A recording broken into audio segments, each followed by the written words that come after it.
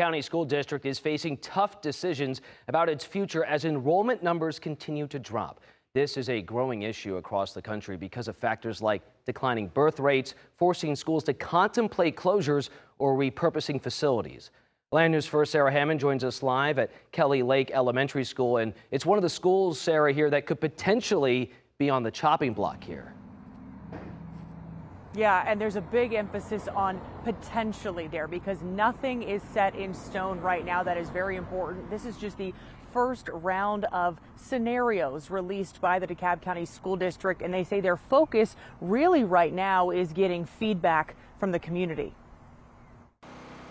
For the last 20 months, DeKalb County school leaders have been figuring out how to right-size the district. We have some schools that are empty and some schools that are overloaded with students. Jennifer Caracciolo says the district was built to serve 110,000 students, but today they only have 92,000, meaning they are putting money into about 20,000 empty seats.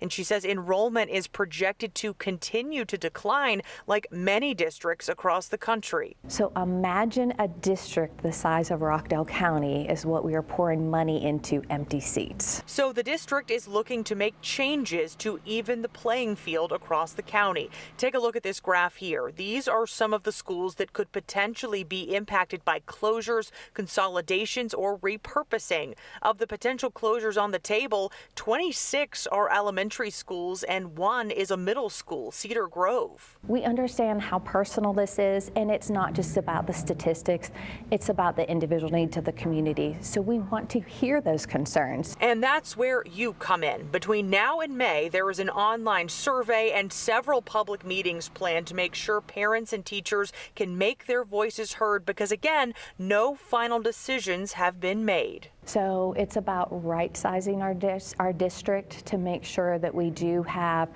equal offerings across our county. So it doesn't matter where you live, you are still getting an excellent education in DeKalb County School District. Now the goal is to make a final recommendation to the school board by the end of this calendar year, and once that happened, these changes would happen gradually over 6 to 8 years, so nothing is happening overnight here. Live in DeKalb County, Sarah Hammond for Atlanta News First.